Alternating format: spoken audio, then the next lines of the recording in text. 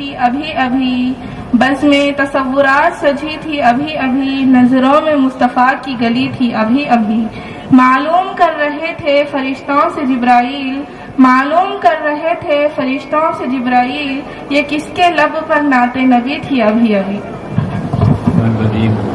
بسم اللہ الرحمن الرحیم، نحمدہ ونصلی ونسلم علی رسولہ الکریم، اما بعد، فقال اللہ تبارک وتعالی فی کلامہ العظیم، ایاک نعبد وایاک نستعین، وقال فی مقام آخر، خیرکم من تعلم القرآن وعلمہ، او کما قال فی مقام آخر بشأن حبیبہ الکریم، ان اللہ وملائکتہ یصلون علی النبی یا ایھا الذین آمنوا صلوا علیہ وسلموا تسلیما، اللہم صل علی سیدنا مولانا محمد کما تحب وترضى بأن تصلی علیہ۔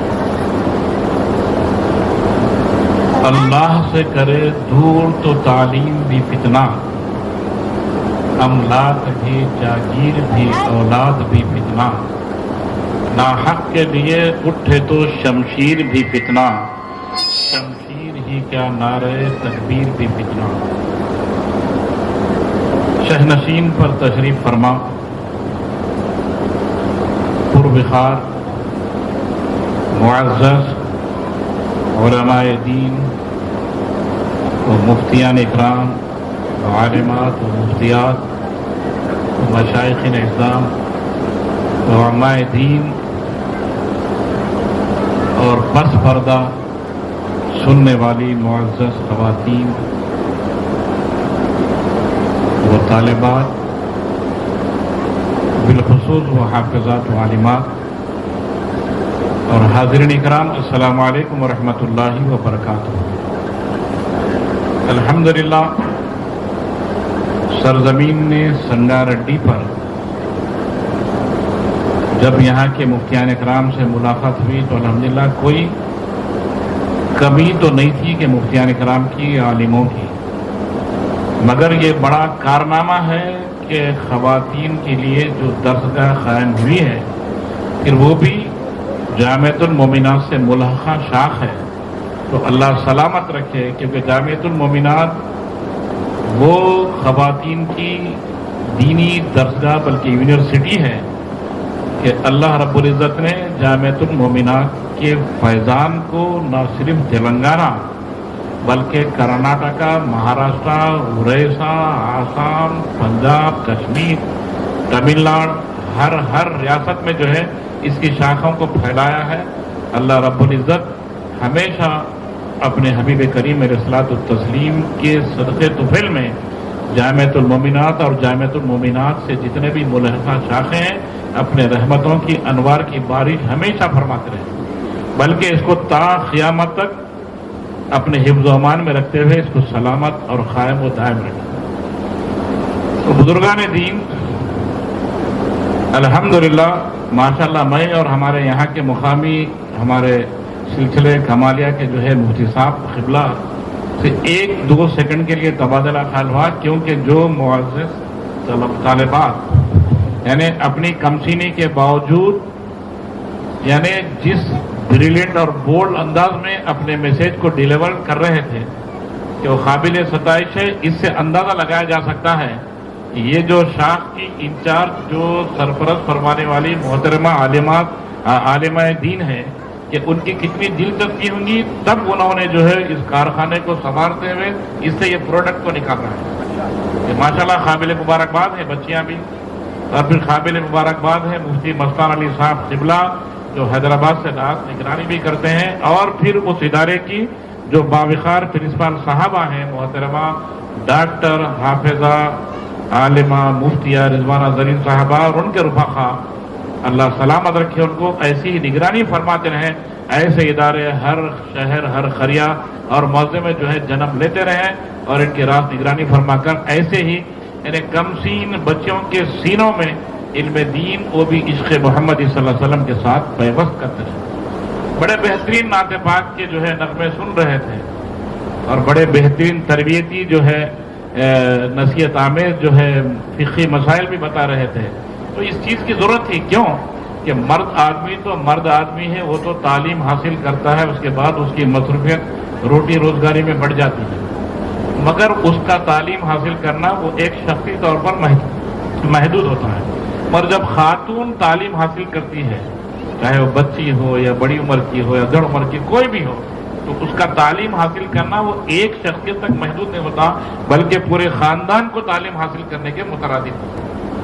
تو الحمدللہ یہ قابل مبارکباد ہے اہلیان سنگا ریڈی کے لیے, جو بہترین خوش عقیدہ تعلیمات کے ساتھ علم دین کی اشاعت کے لیے جو درسگاہ قائم کی گئی ہے. میں اہلیان سنگا ریڈی سے گزارش کرتا ہوں کہ وہ ہر ممکنہ تعاون اس ادارے کو کر اس کو خوب فروغ عطا فرمائیں, اور اللہ رب العزت ان کے تعاون میں جو لوگ بھی دام درہم خدم سخن آگے بڑھیں گے, اللہ رب العزت ان کی زندگیوں میں بھی خوشحالی عطا فرمائے. بلا تاخیر آئیے میں اپنے موضوع پر آ جاتا ہوں. اور آج جو المیہ ہیں, خواتین جو سرگردہ ہے تعلیم حاصل کرنے کے لیے, وہ ان کے لیے تعلیم ہے ہی نہیں بلکہ وہ موت ہے. اور حقیقت میں تعلیم اگر کوئی ہے تو یہ علم دین کی تعلیم جو اپنے سینوں میں بھر رہے ہیں, حقیقت میں تعلیم ہے. کسی نے کیا خوب کہا, مفتی صاحب قبلہ خوب کہا, جس علم کی تاثیر سے زن ہوتی ہے نازن, نہ جس علم کی تاثیر سے ہوتی ہے زن نازن, جس علم کی تاثیر سے ہوتی ہے زن نازن, یعنی ایسی تعلیم جو عورت کو عورت برقرار نہیں رکھتی ہے, کہتے ہیں اسی علم کو ارباب نظر موت. تو آج بڑا المیہ ہے, ہر گھر سے ایک خاتون, 2 خاتون, 3 خاتون, جتنے بھی ان کے گھر کا پاپولیشن ہے, وہ سب کے سب فرنگی تعلیم حاصل کرنے کے لیے بالکل کچا نکلتے ہیں. جبکہ وہ تعلیم اگر بغیر دینی تعلیم کے ساتھ ہے تو اللہ کی قسم اس کو اہل نظر یعنی اولیاء صلحاء صالحین اس کو کہتے ہیں کہ وہ موت ہے, کیونکہ وہ تعلیم ہی نہیں رہی جو عورت کو عورت کی فطرت سے ہٹا دے. آج دیکھیے المیہ کیا ہے, کوئی کسی کے ساتھ باتیں, کوئی کسی کے ساتھ باتیں, نہ پردے کا احترام, نہ کوئی اہتمام, نہ ماں باپ کی عزت و عصمت کا احترام, نہ ان کے جو ہے رتبے کا احترام. یعنی سارے احتراموں کو پامال کرنے کی جو تعلیم ہے, یقیناً ان کے لیے موت ہے, ان کی زندگی بھی اجیرن ہے, ان کی دنیا آخرت بھی ان کے لیے جو ہے تباہ کن ہے. تو الحمدللہ ایسے ماحول میں اور ایسے پرآشوب دور میں یعنی جو خواتین دینی تعلیم حاصل کرنے کے لیے جد و جہد کرتے ہیں اور جو دینی تعلیم دینے کے لیے جد و جہد کرتے ہیں, یہ خوش قسمت ہیں اور یہی بہترین لوگ ہیں. سارے انسانوں میں اولاد آدم میں اگر کوئی بہترین ہے تو یہ بہترین نہیں ہے. اگر بغیر دینی تعلیم کے وہ ڈاکٹر ہے تب بھی وہ بہترین نہیں ہے. اگر بغیر دینی تعلیم کے کوئی منسٹر ہے تب بھی بہترین نہیں ہے. اگر بغیر دینی تعلیم کے وہ انجینئر ہے تب بھی بہترین نہیں ہے. بغیر دینی تعلیم کے اگر کوئی سائنٹسٹ ہے تب بھی بہترین نہیں ہے. بغیر علم دین کے اگر کوئی متمول ہے اس کے لیے بھی تباہی, وہ بھی بہترین نہیں ہے. اگر بہترین ہے, اگر کوئی پھٹا پرانا چولی دامن اپنے سینے پہ اپنے جسم پہ ڈھانپے ہوئے ہیں اور علم دین کو سکھاتے ہیں اور سیکھتے ہیں تو رب ذوالجلال فرماتا ہے خیرکم من تعلم القرآن وعلمہ, یہی لوگ بہترین لوگ ہیں. یہ رب ذوالجلال کی طرف سے سرٹیفائڈ کیا جا رہا ہے. اور ہماری نظر میں بہترین اس کو سمجھتے ہیں کہ جو زیادہ دنیا کماتا ہے یا زیادہ دنیا کی ڈگری حاصل کرتا ہے یا خوب پیسے کما کر اپنے آپ کو ٹھاٹ باٹ میں رکھتا ہے, اس کو بہترین. خدا کی قسم بہترین وہ ہونا ہے جو رب کی نگاہ میں بہترین ہونا ہے. اور رب فرماتا ہے کہ تم میں کا بہترین وہ لوگ ہیں جو لوگ دینی تعلیم کو حاصل کرتے ہیں اور پھر دوسروں کو سکھاتے ہیں. یہ بہترین لوگ ہیں دنیا میں, سرزمین کائنات میں. اور ایسے لوگ ہیں یہ, جیسا ہم کو آسمانوں پہ تارے ستارے چمکتے ہیں نا, تو آسمانی مخلوقات کو یہ علم دین سیکھنے اور سکھانے والے ویسے ہی روشن روشن چمکتے ہیں. یہ ہماری نظریں اس سے جو ہے حاضر ہیں کہ دیکھ سکنے کے لیے, مگر اوپر والوں سے پوچھے آسمانی مخلوقات سے کہ وہ لوگوں کے لیے یہ جو دینی ادارے ہیں، یہ مساجد ہیں، اور یہ دینی اداروں میں جو لوگ تعلیم اور تربیت دیتے ہیں، یا گھر میں ہو یا مدرسوں میں ہو، یہ ان کے لیے روشن ستاروں کی مانند چمکتے ہیں، آسمانی مخلوقات، اور ہم کو اہمیت ہی نہیں معلوم۔ اب آئیے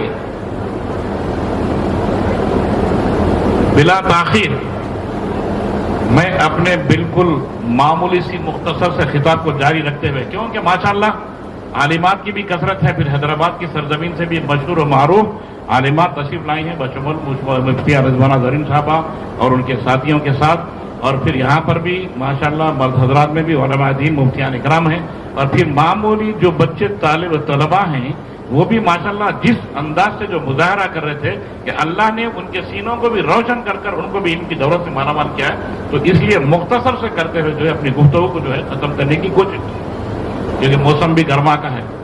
ظاہر سی بات ہے کہ ایک دن اتوار کا ملتا ہے تو وہ لوگ کچھ اپنے کام کاج کو بھی پورا کرنا ہوتا ہے، تو اس لیے مختصر سے خطاب کے ذریعے آپ کو خطاب کر کر میں رخصت ہوں۔ تو اب اہمیت دیکھیے، آقا دو عالم صلی اللہ علیہ وسلم رحمت للعالمین ہیں، سارے عالموں کے لیے رحمت ہے۔ پھر آقا جو گفتگو فرماتے ہیں وہ رب ذوالجلال کے حکم سے فرماتے ہیں، وما ينطق عن الهوى ان هو الا وحی یوحى، کہ رب ذوالجلال فرما رہا ہے کہ میرا حبیب جو کچھ فرماتا ہے وہ ہمارے وحی نازل فرمانے پہ فرماتا ہے، جبکہ آقا دو عالم صلی اللہ علیہ وسلم وہ مختار کل ہیں۔ آقا اگر نا کو ہاں کہہ دے تو وہ ہاں ہو جائے، اگر ہاں کو نہ کہہ دے تو نہ ہو جائے، مگر تب بھی میرا حبیب وہ ہے فرماتا رب ذوالجلال کہ میری مرضی سے ہی بولتا ہے۔ اب کیا فرمائے آقا، کیسا فرما رہے ہیں؟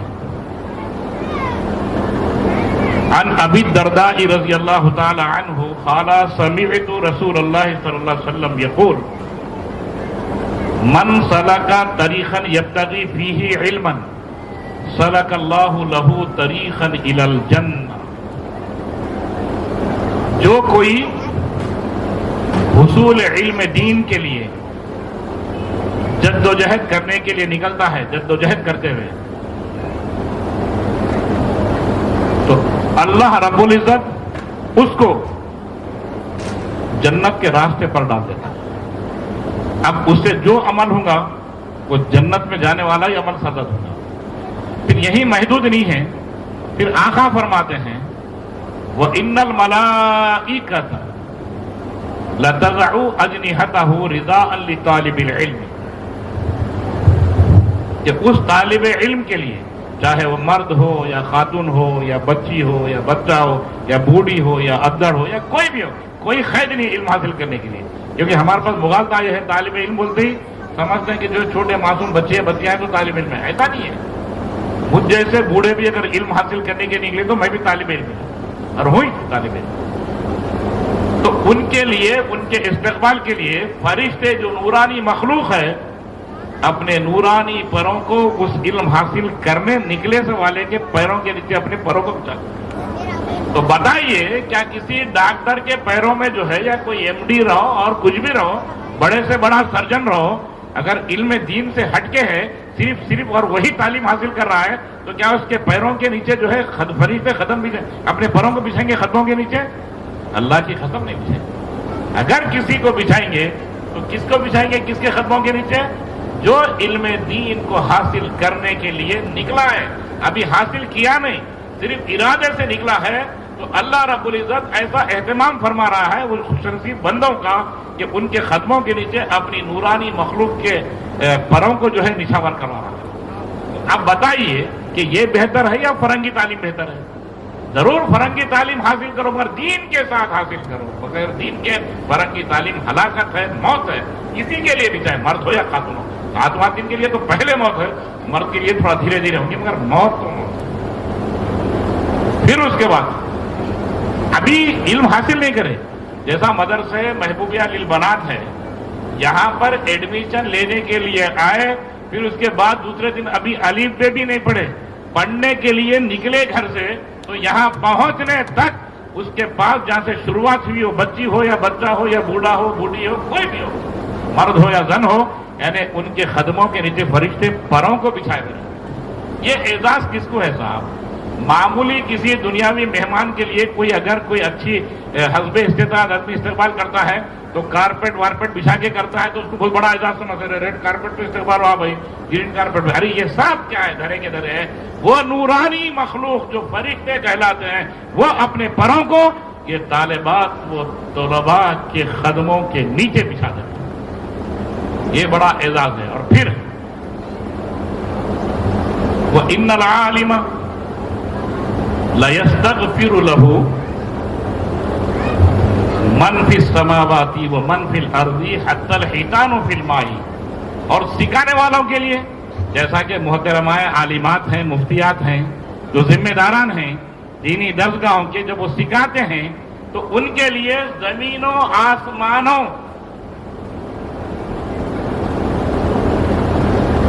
سب میں پہلے رب ذوالجلال اور اس کے فرشتے اور زمین و آسمان میں جتنے بھی مخلوقات ہیں وہ سب ان کے لیے مغفرت کی دعا کرتے ہیں رب ذوالجلال کی بارگاہ میں۔ آپ اکثر رواج ہے نا ہمارے پاس، اگر کسی کا انتقال ہوا یا چہلم ہے، زیارت ہے، دہم ہے یا گھر بھرونی ہے تو ہم لوگوں کو بلا کے لانا پڑتا ہے، کچھ پڑھ کے کر کے جو ہے کچھ دعا کرنے کے لیے دعا کروائے جاتے ہیں، ہے نا؟ محدود تعداد میں آتے ہیں لوگ، محدود 15 20 12 10 ایک مدرسے کے جو ہے بالکل آ گئے، وہ بلانے والوں کے تعلقات اچھے رہتے اور زیادہ تعداد میں آئیں گے، دعا کریں گے یا رہیں گے، یا تو مول صاحب کو بولیں گے جمعے کے دن مول صاحب ذرا دعا کریے، فلاں فلاں بیمار ہے، فلاں کے لیے کریے۔ مسجد میں کتنے آتے ہیں؟ بڑی سے مسجد، بڑی مسجد کے لیے 1 لاکھ 1.5 لاکھ 2 لاکھ، بڑی سے بڑی مسجد اچھا تو رہتے، مگر یہاں پہ زمینوں آسمانوں میں جتنی مخلوقات ہیں صرف فرشتے ہی نہیں، یہاں تک کہ مچھلیاں پانی میں بھی اگر ہیں تو اللہ کی قسم کہ وہ علم دین سکھانے والے کے لیے رب کی بارگاہ میں مغفرت طلب کرتے ہیں۔ کتنی تعداد ہوں گی بولیے آپ؟ خالی ہم ایک دعا یا اجتماع رکھیں اور کیا دعا اجتماع میں کیا دعا کریں مول صاحب، اور کیا پبلک میں دعا میں، ارے اللہ کی قسم یہ تو گننے میں آتی ہے۔ اور یہ جو زمین و آسمان میں جو مخلوقات ہیں رب ذوالجلال کی وہ تو کاؤنٹ میں بھی نہیں آتی۔ اب کیا مخلوقات، کیا صرف انسان اجنہ اتنے فرشتے؟ ارے جیسا کہ مچھلی کا ذکر کیا، چونٹی ہے، کیڑے ہے، مکوڑے ہے، درخت ہے، پتھر ہے، ہر وہ چیز جب آقا فرما دیا تو ہر وہ چیز سرزمین کائنات میں یا آسمانوں میں جتنی مخلوقات ہیں، حور پانی سب سب سب سب سب جو کچھ ہے ہم جانتے نہیں اتنے مخلوقات ہیں، سارے کے سارے یہ معلم کے لیے یا معلمہ کے لیے دعا کرتے ہیں مغفرت رب ذوالجلال کی بارگاہ میں۔ تو یہ کم اعزاز ہے بہت بڑا اعزاز۔ اور پھر ان کی فضیلت کو بتائی جا رہا ہے، وہ فضل العالمی علی العابدی کا فضل الخماری علی سائر الکواکبی، ایک عالم دین کی، ایک عالمہ کی فضیلت وہ فضیلت ہے جیسے چاند کی 14ویں رات کے چاند کی فضیلت سارے ستاروں پہ تاروں پہ ہے، اس طریقے سے ایک عالم دین یا عالمہ کی فضیلت سارے لوگوں پر ویسی ہے۔ اور پھر یہ معمولی لوگ نہیں ہیں، اگر کوئی منسٹر کا بیٹا ہے، رولنگ پارٹی چل رہی ہے تو انہیں اپنا جانشین سمجھ کر بہت بڑا فخر محسوس کرتا ہے، یا کوئی بہت بڑا متمول سرمایہ دار ہے اس کا بیٹا ہے تو انہیں سمجھتا ہے کہ میں فلاں کا جانشین بننے والا ہوں، بہت بڑا ہے سمجھتا ہے، میں فلاں کا نائب، میں فلاں کا نائب، کوئی میں فلاں کا پی اے، میں فلاں کا پرسنل سیکرٹری، یہ مثال دینے کے لیے سمجھا رہا ہوں، تو اپنے آپ کو بہت بڑا سمجھتا ہے کہ ان کے آن بہاف میں کر سکتا ہوں۔ اب آئیے علماء دین، چاہے وہ خاتون عالمہ ہو یا مرد ہو، کوئی بھی ہو، ارے کالا ہو یا گورا ہو، کمزور ہو یا طاقتور ہو، اہل ثروت ہو یا غریب ہو، بشرطے کہ عالم دین ہے یا عالمہ ہے، تو اللہ کی قسم وہ کس کے جانشین ہیں؟ اگر جس کی جانشینی کا اگر بول لگایا جائے تو اہل نظر اپنے آپ کو قربان کر کر وہ جانشینی کو قبول کرے۔ معمولی اگر کوئی گورنمنٹ آنے والی ہے معلوم ہوا تو ٹکٹ کے لیے دعوے دارہ کیسا پھرتے ہیں، کیا کیا کرنا ہے تگدو کرتے ہیں، معمولی چیز کے لیے، معمولی دنیا پانی کے لیے۔ اور یہاں پہ اللہ کی طرف سے کیسی نعمت آپ کو حصول ہونے جا رہی ہے، ان العلماء ورثۃ الانبیاء، ان الانبیاء لم یورثوا دینارا ولا درہما انما ورثوا العلم فمن اخذ به اخذ بحق وافر۔ علماء دین انبیاء اکرام کے جانشین ہوتے ہیں، وارث ہوتے ہیں. اور پھر یہاں پہ وراثت کا معاملہ آ جائے، کچھ تھوڑا بہت خرچہ ورچہ جانے کے بعد، خرچے پھٹنے کے بعد کچھ بچے، پھر مفتیاں صاحب کے پاس آتے ہیں، مول صاحب 2 بہنیں ہیں 3 بھائی ہے، ایک کتنا بٹنا کیا بٹنا. ارے کچھ خرچ آتا چھوڑو مول صاحب، وہ خرچے کا دیکھیں، انہوں نے جواب دے لیتے ہم کو کیا دیکھنا ہے، کچھ نکالو. اب مفتی صاحب اگر خشیت قلب سے اگر نابالغ ہیں تو پھر انہوں جو مرضی چاہا وہ دیتے ہیں، اگر نہیں خشیت الہی طاری ہے تو انہیں جھک مارو، بولتے ہیں بابا نہیں یہ حصہ تو ان کا برابر پہلے تم قرضہ دے دو، تمہارے باپ کا کچھ دے دو، اس کے بعد پیمنٹ. یہ طریقہ جو بتایا، جو فقہی مسئلہ جو علم دین کی روشنی میں جو حصہ بتایا گیا ہے سب دے دیتے ہیں، یہ الگ مسئلہ ہے. اور یہاں پہ یہ وراثت ایسی وراثت ہے درہم و دینار کی کہیں گنجائش ہی نہیں ہے. انبیاء علیہ السلام کی وراثت میں درہم و دینار نہیں، یہ حقیر چیز ہوتی ہے. اگر انبیاء علیہ السلام کی وراثت میں جو خزانہ ہے بچنے والا تو وہ ہے علم ہے، اور علماء اس کے وارث ہیں. اور ہر عالم چاہے وہ زن ہو یا مرد ہو، حساب کتاب سے نہیں، جس کی سکت ہے وہ لے لو فرماتے ہیں، لوٹ لو خزانہ. تو اب علماء دین سے میری گزارش ہے، حقیقت میں اگر تم باعمل عالم دین ہو یا باعمل عالمہ ہو تو اللہ کی قسم تم ان کے حقیقی وارث ہوں گے. جب تم ان کے حقیقی وارث ہوں گے تو تمہاری نظر یہ پیسہ ٹکا روپیہ دولت پہ نہیں رہیں گی، تمہاری نظر تو علم کے جو ہے ذخیرے کو جمع کرنے میں رہے گی. اور تمہاری وراثت، تمہارا حصہ یعنی علم اور اس پہ عمل اور اس میں اخلاص اور اس کی تبلیغ ارشاد کیسی رہیں گی، اس پہ رہیں گی، نہ کہ جو ہے دنیا کمانے کے لیے ہوں گی، نہ پیسہ ٹکا وکا. تو یہ سمجھنا کہ جس عالم دین میں یہ صفت ہے کہ اس کی تگودو صرف علم کے بڑھاوے کے لیے رہتی ہے اور علم کے پھیلاوے کے لیے رہتی ہے، تو سمجھ جانا کہ یہ انبیاء کا وارث ہے. اور پھر ان کی دعا بھی آپ کے حق میں قبول ہوگی اور ان کی بدعا بھی جو ہے قبول ہوگی.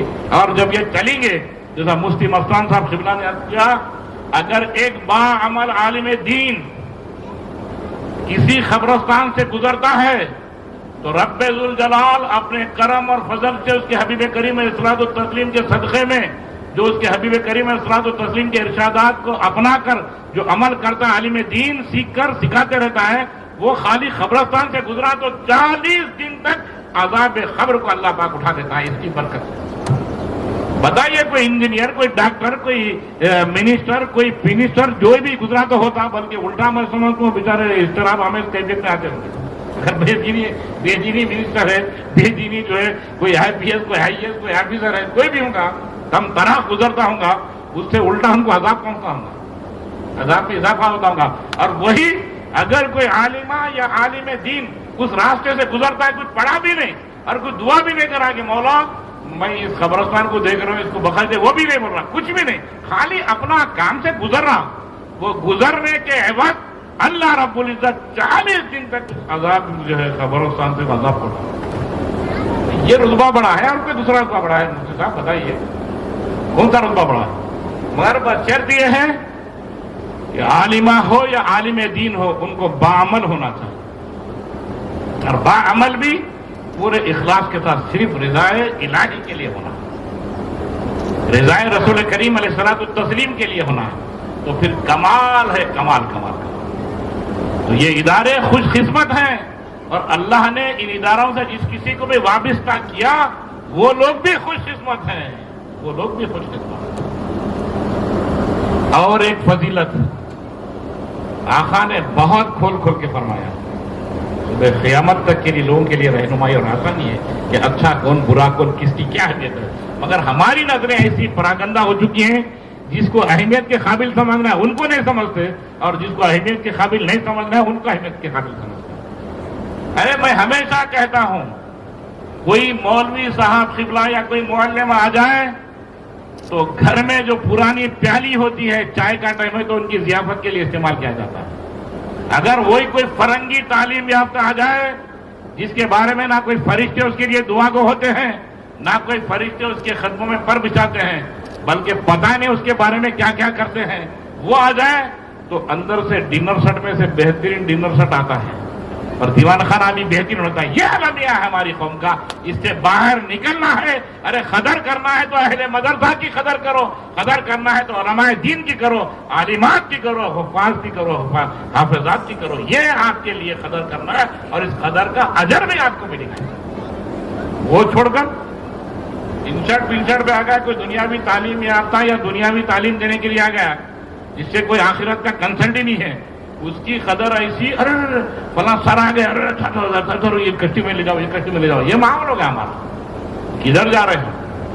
پورا الٹا معاملہ ہے. تو یہ معاملہ سے ہم کو باہر نکلنا ہے. ادارے جات میں یہ بھی تعلیم و تربیت دینا ہے کہ کس کی قدر کیسی کی جائے, کون اہمیت کے قابل ہے رب ذوالجلال کے بارے میں. متقی لوگ ہی اہمیت کے حامل. اگر ایک متقی فقیر ہے, اس کے مقابل میں بادشاہ ہے جو متقی نہیں ہے, تو خدا کی قسم وہ بادشاہ کا تاج بھی اس متقی فقیر کے جوتی میں ہے. یہ اہمیت ہے علم دین والا, یہ علم دین حاصل کرنے والا ہوتا ہے, معمولی نہیں ہے. ان ابی امامۃ الباہلی رضی اللہ تعالی عنہ قال ذکر لرسول اللہ صلی اللہ علیہ وآلہ وسلم رجلان. حضور پرنور علیہ الصلوۃ والتسلیم کے سامنے دو لوگوں کا ذکر کیا ہے. احدہما عابد والآخر عالم, ایک عابد کا اور ایک عالم کا. تو دو ذکر سن کر آقا دونوں میں تفریق بتاتے ہیں, دونوں کی فضیلت میں کون زیادہ افضل ہے بتاتے ہیں. کیا بتاتے ہیں؟ فقال رسول اللہ صلی اللہ علیہ وسلم فضل العالم علی العابد کفضلی علی ادناکم. اللہ اکبر. اور عابد بولتے ہیں ہمارے پاس جو ہے صرف 5 وقت مسجد کے چکر کاٹتے ہوا دکھا تو وہ عابد ہوگا. نہیں, صبح اٹھنے کے بعد پھر شام میں سونا, پھر شام میں سو کے صبح اٹھنے تک اس کی پوری زندگی شریعت مطہرہ کے ڈھانچے میں ڈھل کر جینا ہے, تو وہ ہے عابد. صرف نماز پڑھنے سے عابد نہیں ہوتا, ارے سچ بولنے سے بھی عابد ہوتا ہے, جھوٹ سے رکنے والا بھی عابد ہوتا ہے, امانت میں خیانت نہیں کرنے والا عابد ہوتا ہے, لوگوں کے ساتھ حسن سلوک کرنے والا عابد ہوتا ہے, لوگوں کے دلوں کو نہیں دکھانے والا عابد ہوتا ہے, لوگوں کی تکالیف کو دور کرنے والا عابد ہوتا ہے, لوگوں کو راہ راست کی تعلیم دینے والا عابد ہوتا ہے, لوگوں کو برائی سے بچانے والا عابد ہوتا ہے, خیرات کرنے والا عابد ہوتا ہے, لوگوں کی بھوک کو دور کرنے والا عابد ہوتا ہے, لوگوں کو بھوک میں ڈھکیلنے والا عابد نہیں ہوتا. بھلے 1 لاکھ نماز پڑھ لے 5 وقت. عابد کون؟ عابد بولے تو محدود کر دیتے کہ ارے نماز پڑھنے والا داڑھی چھوڑ لیا, ٹوپی پہن لیا, جھپا پہن لیا تو عابد ہے. نہیں, اسلام میں ایسا کوئی نہیں ہے. مفتیان اکرام ادھر بھی ہے, پوچھ لیجئے ٹوپی پہننا واجب ہے یا فرض ہے؟ کچھ بھی نہیں ہے. داڑھی چھوڑنا واجب ہے فرض ہے؟ نہیں, سنت موقع بلکہ ہمارے نبی تو نبی سارے انبیاء کی جو ہے سنت ہے. کرتا پہننا, پیجامہ پہننا فرض ہے واجب ہے؟ نہیں. اپنے جسم کو ایسا ڈھانکنا کہ اپنے جسم کی ساخت نظر نہیں آنا, یہ لباس ہے. بڑے جاوید صاحب جیسا پہنے, کوئی جیسا پہنے پہنو. اسلام نے کوئی لباس کو مقید نہیں کیا, کوئی مسلط نہیں کیا, صرف اپنے جسمانی ساخت کو جو ہے چھپانا, یہ اسلام کا. مگر ہم کیا کریں, محدود لا کر کھڑا کر دیے. مسلمان بولتے داڑھی ٹوپی کرتا پیجامہ, لا نہیں, جس طریقے سے چاہو رہو مگر دامن شریعت کو ہاتھ سے نہ جانے دو. یہ اصل ایمان ہے, یہ اصل دین ہے. ہم دین سمجھے نہیں. اب بات بتا دیتے ہیں. اسلام کے بنیادی 5 ارکان ہیں. بتائیے, زکات بھی تو ارکان ہے نا بنیادی, لوگ دیتے ہیں نا, مگر آقا کبھی دیے؟ بتا دیجیے. آقا دو عالم صلی اللہ علیہ وسلم دیے مفتی صاحب؟ نہیں. کیوں؟ کہ آقا مالک نصاب ہوتے رہے تھے. آقا فرماتے ہیں اگر میرے پاس اثر کے بعد ایک کوئی ہو کہ اتنا سونا آ جائے, میں صبح تک گزرنے نہیں دوں, رات گزرنے نہ دوں. یہ معاملہ ہے. مگر ہم کیا سمجھتے نہیں, بنیاد ہم رکھتے تھے گزر. اور ایک اس میں سال آئے تو زکات دیتے ہیں. ارے سال بولے تو مال آج آیا تو شوال میں آیا تو پھر شوال کو سال ہوتا. آپ بولیں گے شوال گزر گیا اور پھر رمضان میں دوں گا, بول تو ایسا نہیں ہوتا. ایسا میں نے بتا دیے, سال گزرنا رمضان میں دیے تو زیادہ صاحب, ایسا کچھ نہیں ہے. لوگ سمجھانا چاہیے, ادارے بھی ذمہ دار ہیں کہ سمجھانے کے لیے کہ سال گزر گیا تو دینا, اور رمضان ہو, شوال ہو, بقرعید ہو, اخلاص کی بنیاد پہ آپ کو اجر ملنے والا ہے.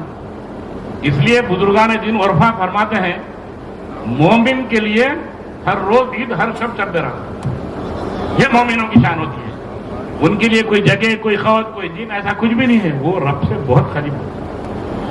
اور آئیے، اور ایک حدیث پاک یاد آ رہی ہے، یہ کمسین طلباء و طالبات اور یہ عالمات و علماء کو دیکھنے کے بعد حفاظ کرام کو کہ ان کا مقام کیا ہے. عن انس بن مالک رضی اللہ تعالی عنہ قال قال رسول اللہ صلی اللہ علیہ وسلم انا للہ اہلین من الناس. آقا دو عالم صلی اللہ علیہ وسلم فرمائے صحابہ کی محفل سجی ہے، بولے اللہ کے بندوں میں اللہ کے کچھ خاص بندے ہوتے ہیں، اس کے دوست ہوتے ہیں. ایسا بولتے ہیں ارے بھائی جاوید صاحب کلکٹر کے قریب ہے، فلاں کے قریب ہے، دوست ہے، ایسا. تو ویسے جو ہے وملائکتہ یصلون علی النبی یا ایھا الذین آمنوا صلوا علیہ وسلموا تسلیما. اللہم صل علی سیدنا شفیعنا حبیبنا مولانا محمد وبارک وسلم. صلاۃ و سلام علیک یا رسول اللہ صلی اللہ تعالی علیہ وسلم. اسٹیج پہ جلوہ افروز خطیب العصر حضرت علامہ ڈاکٹر حافظ و قاری محمد مظفر حسین خان بندہ نوازی صاحب قبلہ اور دیگر علماء مشائقین جو اسٹیج پہ جلوہ افروز ہیں. بہرحال میں تو صرف 2 یا 3 منٹ میں اپنی بات کو رکھتا ہوں کیونکہ خطیب العصر کی بات آپ کو سننا ہے اور آپ کا بیان سے آپ کو مستفید ہونا ہے. قابل مبارک ہے مدرسے محبوبیہ للبنات کے صدر معلمہ اور ان کے شوہر اور جتنے ان کے معلمات اور ان کے جو ساتھ رہنے والے اور کام کرنے والے. الحمدللہ یہ مدرسہ یقیناً لڑکیوں کی تعلیم و تربیت کا مرکز ہے اور اسلام اور رسول عربی صلی اللہ علیہ وسلم نے تعلیم اور تعلم پر زور دیا ہے. سب سے پہلے اگر کوئی آیت قرآنی نازل ہوتی ہے وہ سورہ علق اقرا. اقرا کے معنی پڑھو. اس سے اندازہ ہوتا ہے کہ تعلیم اور تعلم کا پر اسلام نے کیا زور دیا ہے. ابھی ہم نے کافی طالبات اور معلمات کے بیانات سنے ہیں. اس سرزمین سنگاریڈی میں یہ اہل سنت والجماعت کا جو ادارہ چل رہا ہے قابل ستائش و قابل مبارک بات ہے. بس اتنا ہی کہوں گا کہ جو فارغ التحصیل ہو رہے طالبات وہ اپنے مادر علمیہ سے وابستگی رکھیں، وہ تقوی و پرہیزگاری کے ساتھ زندگی گزاریں اور ہمیشہ اپنی زندگی کے آخری ساری زندگی مادر علمیہ کے ساتھ وابستگی رکھیں. اساتذہ کا قدر، اساتذہ اور معلمات کی قدر کریں اور علم کی قدر کریں اور آپ کے سینے میں جو علم ہے اس علم کو خواتین تک پہنچانے کی کوشش کریں. دعوت و تبلیغ میں سرگرم رہیں اور اللہ کے دین کو عام کرتے رہیں. یہی میرا پیغام ہے ہمارے فارغ التحصیل حفظ القرآن کے طالبات کے لیے. یقیناً علم کے ذریعے جہالت کا خاتمہ ہوتا ہے. علم کے ذریعے اللہ نے درجات کو انسان کے بلند کیا ہے. علم کے ذریعے اللہ سبحانہ و تعالیٰ نے حضرت آدم علیہ السلام کو فوقیت عطا فرمائی اور علم کے ذریعے ہی اللہ تعالیٰ نے ہمارے درجات کو بلند کرتا ہے. اور نبی پاک صلی اللہ علیہ وسلم نے فرمایا طلب العلم فریضۃ علی کل مسلمہ. علم کا حاصل کرنا ہر مسلمان مرد عورت پر فرض ہے. علم کے لیے کوئی عمر کی قید نہیں ہے اور طالبات بھی حاصل کر سکتے ہیں. بڑے خواتین جو قرآن نہیں سیکھے ہیں وہ الحمدللہ مدرسے محبوبیہ للبنات ٹائم الگ رکھتے ہوئے ضرور یہاں آ کر قرآن سیکھیں، حدیث سیکھیں، تفسیر سیکھیں اور اپنے آپ کو دیندار بنانے کی کوشش کریں. اسی میں دنیا اور آخرت میں کامیابی ہے۔ عزیز خواتین، اس مدرسے آج اسلام کے قلعے ہیں۔ اسلام دشمن طاقتوں نے مدارس کے خلاف مہم چلا رہے ہیں۔ ایسے دور میں مسلمانوں کا فریضہ ہوتا ہے، مسلمانوں کی ذمہ داری ہوتی ہے کہ گاؤں میں، در میں، سخن میں کوئی دینی مدرسہ چل رہا ہے، اس کا تعاون کرنا اور اس کے ساتھ اپنے وابستگی کو رکھنا چاہیے۔ ایک حافظ قرآن قبرستان سے گزرتا ہے، اس سے پہلے خطیب العصر نے بیان فرمایا تھا، سارے مردوں کی بخشش کرتا ہے۔ تب بتاؤ، جس محلے میں مدرسہ ہوتا ہے اور تعلیم ہوتی ہے، قرآن پڑھا جا رہا ہے، اللہ کی رحمت یہ سارے محلے پر، بلکہ سارے محلہ نہیں بلکہ سارے سنگاریڈی پر اللہ کی رحمتیں نازل ہو رہی ہے۔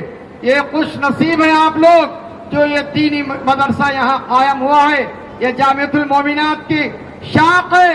آپ لوگ اپنے بچوں کو شریک کراؤ اور اس مدرسے کو تعاون کرو اور اس مدرسے کو سے اپنی وابستگی کا ثبوت دو، اور یقیناً مدرسے کو جو چیز کی ضرورت ہو فوراً اپنا تکمیل کرو، تاکہ مدرسے والے دین کی اشاعت میں سرگرم رہے اور اپنے بچوں کو، جو بچیاں حفظ کر رہے ہیں دن میں بھیجاؤ، اور جو اسکول اور کالجز کو جاتے ہیں 4 بجے سے گھر واپس آتے ہیں تو مغرب تک تعلیم کا نظم رکھے گا ہے، وہاں آپ تعلیم حاصل کرو، اور یہی علم کے ذریعے سے اللہ آپ کے درجات کو بلندی عطا فرماتا ہے۔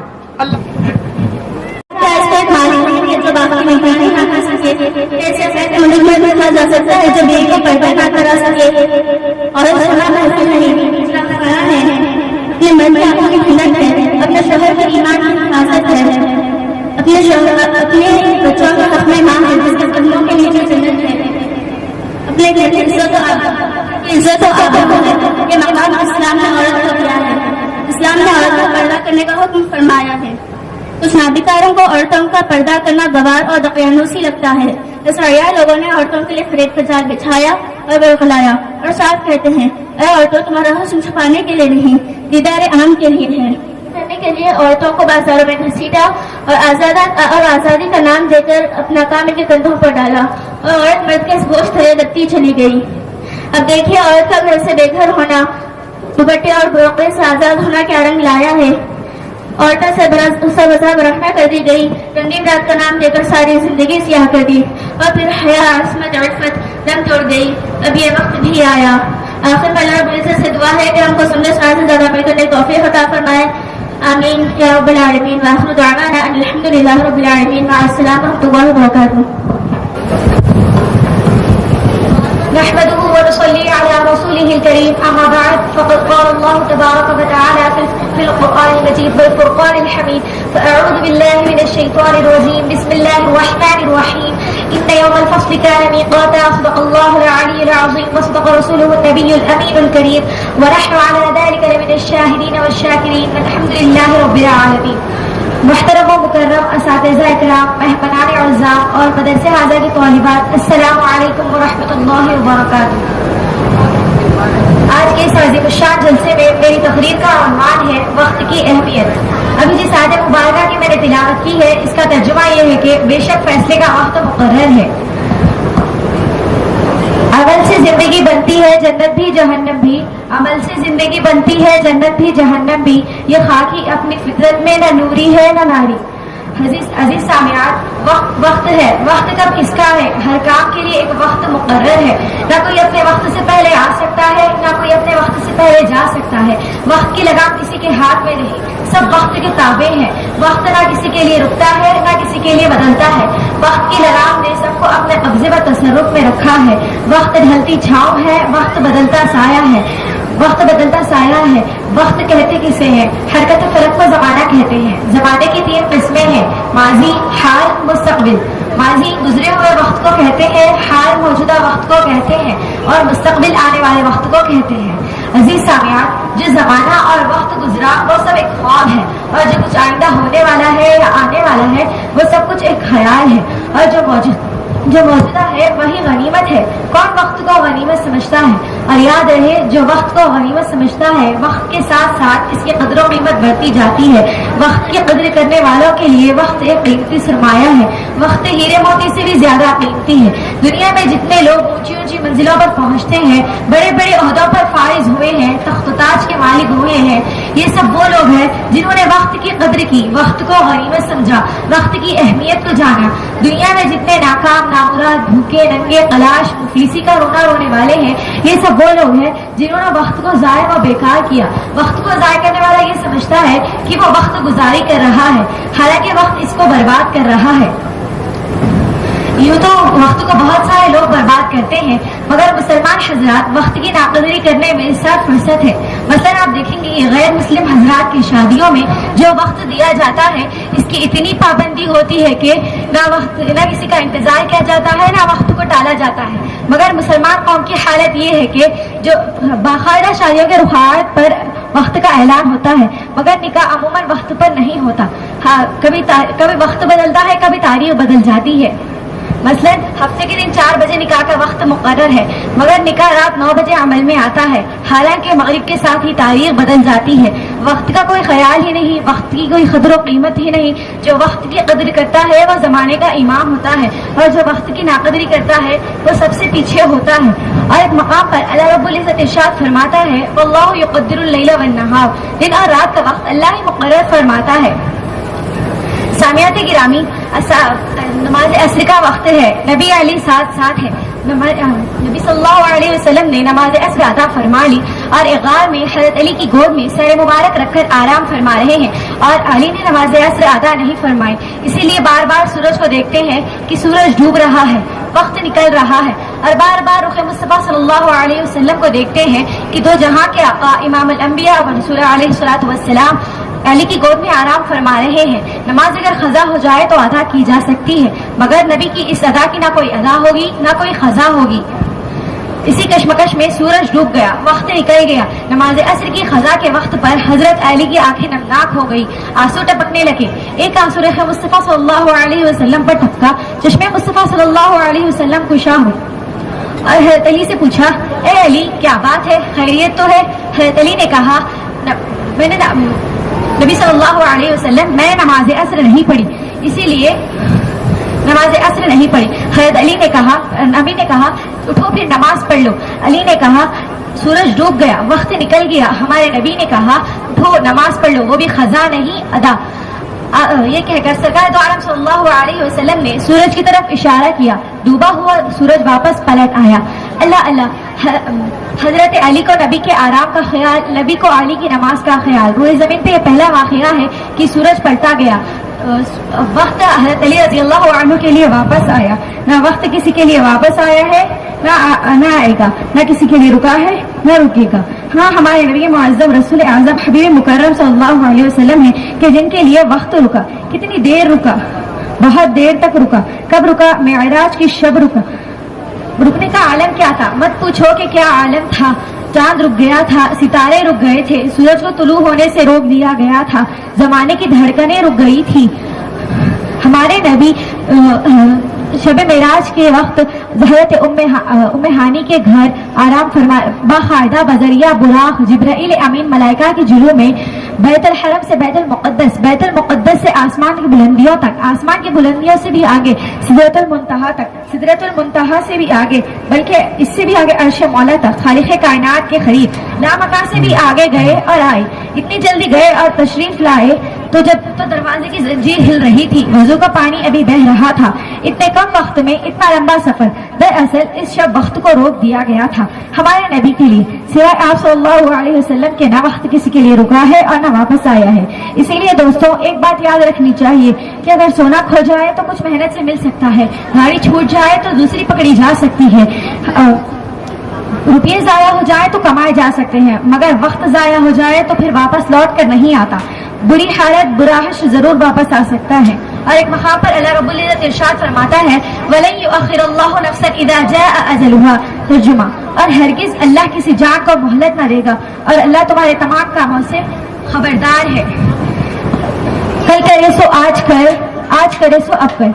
آخر میں اللہ تبارک و تعالیٰ سے دعا ہے کہ ہمیں سننے اور سنانے سے زیادہ عمل کی توفیق نصیب فرمائے اور ہمیں وقت کی قدر کرنے والوں میں سے بنائے.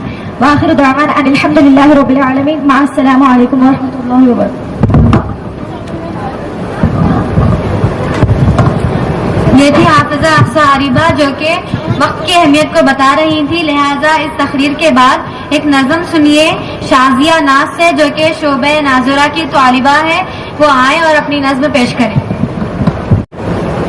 السلام علیکم ورحمۃ اللہ وبرکاتہ.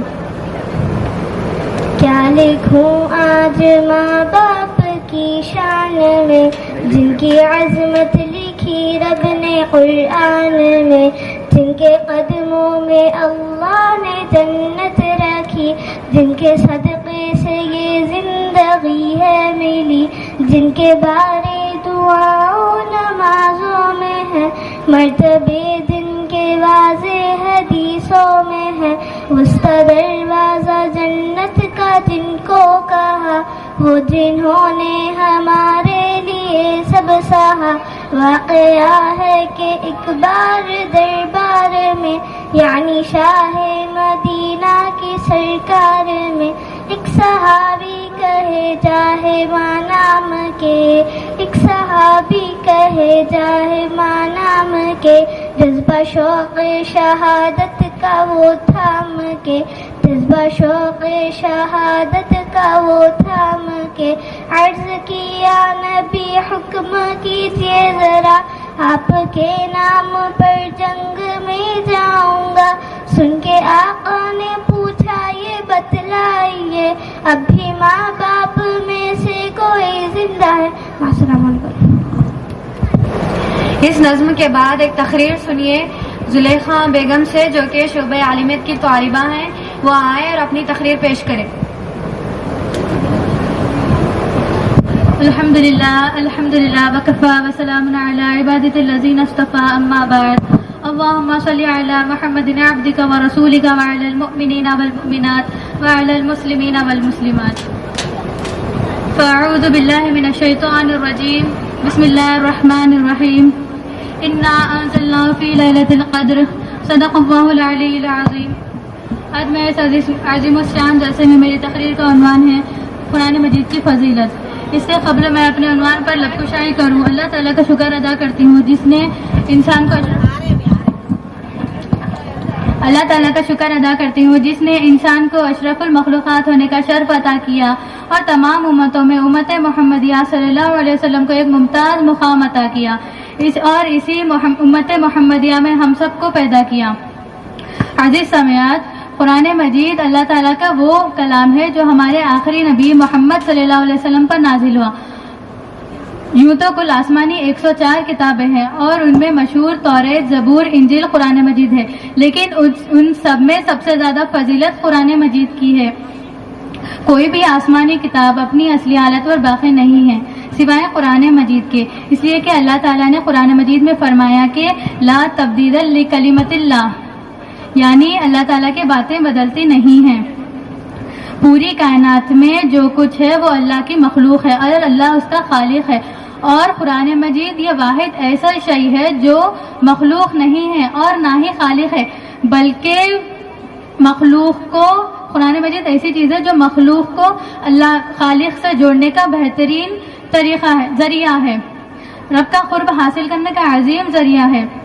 عزیز سامعات، حضور صلی اللہ علیہ وسلم نے فرمایا کہ بے شک دلوں کو زنگ لگ جاتا ہے جیسے لوہے کو لگ جاتا ہے جب اسے پانی لگ جائے. تو عرض کیا گیا کہ ان کی صفائی کس طرح ہوگی؟ تو فرمایا کہ موت کو کثرت سے یاد کرنے اور قرآن مجید کی تلاوت کرنے سے. عزیز سامعات، قرآن مجید کو سیکھنا اور دوسروں کو سکھانے کے بہت سارے فضائل وارد ہوئے ہیں. حضور صلی اللہ علیہ وسلم نے فرمایا خیرکم من تعلم القرآن وعلمہ، یعنی تم میں سے بہترین شخص وہ ہے جو قرآن مجید سیکھے اور دوسروں کو سکھائے. اس کا پڑھنا ہی کافی نہیں ہے بلکہ اس پر عمل کرنا بھی ضروری ہے. حضور صلی اللہ علیہ وسلم نے فرمایا جو شخص قرآن پڑھے اور اس پر عمل کرے تو قیامت کے دن اس کے والدین کو ایک تاج پہنایا جائے گا جس کی روشنی آفتاب کی روشنی سے زیادہ ہوگی. ایک حدیث شریف میں مذکور ہے کہ قرآن مجید کی ایک ایک آیت پڑھتا جا اور ایک ایک درجہ اوپر چڑھتا جا۔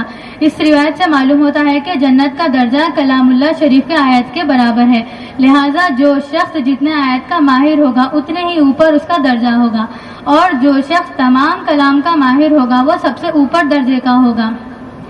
حضور صلی اللہ علیہ وسلم نے فرمایا، جس نے قرآن پڑھا اور اسے یاد کر لیا اور قرآن مجید میں حلال کو حلال سمجھا اور حرام کو حرام جانا، تو اس کے گھر والوں میں سے ان 10 شخصوں کے بارے میں اللہ اس کی شفاعت قبول فرمائے گا جن پر جہنم واجب ہو گئی ہو۔ یہی نہیں بلکہ جس طرح ہر چیز کا ایک دل ہوتا ہے ویسے ہی قرآن مجید کا دل ہوتا ہے، یعنی سورہ یاسین۔ سورہ یاسین کو قرآن مجید کا دل کہا جاتا ہے۔ جو شخص سورہ یاسین اللہ تعالیٰ کی رضا کے لیے پڑھتا ہے تو اللہ تعالیٰ اس کے سابقہ گناہوں کی مغفرت ہو جاتی ہے۔ قرآن مجید کو اس لیے کہ قرآن مجید کو جہاں تک ہو سکے زیادہ سے زیادہ تلاوت کرنا چاہیے۔ آخر میں اللہ تعالیٰ سے دعا کرتی ہوں کہ ہم سب کو قرآن مجید کی تلاوت کرنے اور اس پر عمل کرنے کی توفیق عطا فرمائے۔ وآخر دعوانا ان الحمدللہ۔ السلام علیکم۔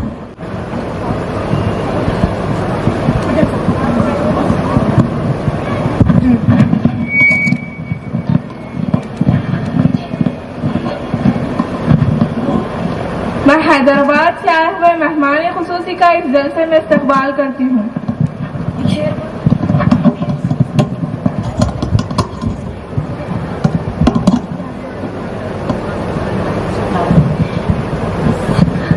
ہمارے بیچ حافظہ رضوانہ زرین باجی تشریف لا رہے ہیں۔ میں ان کی استقبال کے لیے ایک شعر پیش کرنا چاہتی ہوں۔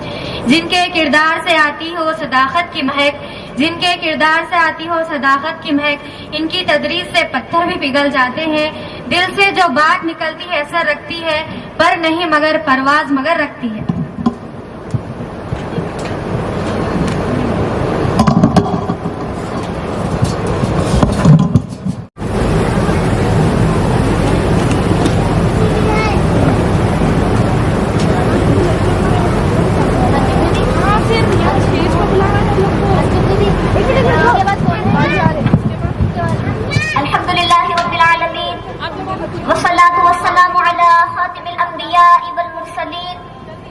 وعلى آله وأصحابه أجمعين أما بعد فقد قال الله تبارك وتعالى في القرآن المجيد والفرقان الحميد فأعوذ بالله من الشيطان الرجيم بسم الله الرحمن الرحيم لا تموتن إلا وأنتم مسلمون صدق الله العظيم وصدق رسوله النبي الكريم ونحن على ذلك لمن الشاهدين والشاكرين وقال في شانه الحبيبه الكريم عليه الطيب والتسليم إن الله وملائكته يصلون على النبي يا أيها الذين آمنوا صلوا عليه وسلموا تسليما اللهم صل على سيدنا ومولانا محمد وعلى آل سيدنا ومولانا محمد وبارك وسلم۔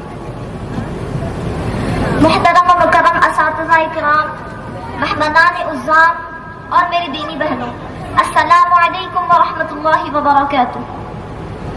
اللہ تبارک و تعالیٰ کا بے پناہ فضل و کرم اور حضور اکرم صلی اللہ علیہ وآلہ وسلم کے نالے پاک کا تصدق، جن کی برکتوں اور عنایتوں سے آج ہم تمام اس جلسے میں شرکت کی سعادت سے بہرمند ہیں۔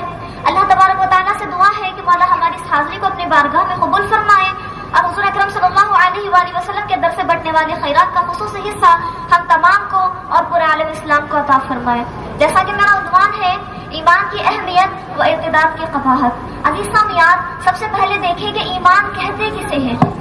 اللہ اور اس کے رسول کی اور اللہ کے پاس سے رسول کے ذریعے سے آئی ہوئی چیزوں کے دل سے تصدیق کرنے اور زبان سے اقرار کرنے کا نام ایمان ہے۔ یعنی ارکان ایمان دو ہے، دل سے تصدیق کرنا اور زبان سے اقرار کرنا، اور اس کی تصدیق کرنے والے کو، زبان سے اقرار کرنے والے کو ایمان والا مؤمن کہتے ہیں۔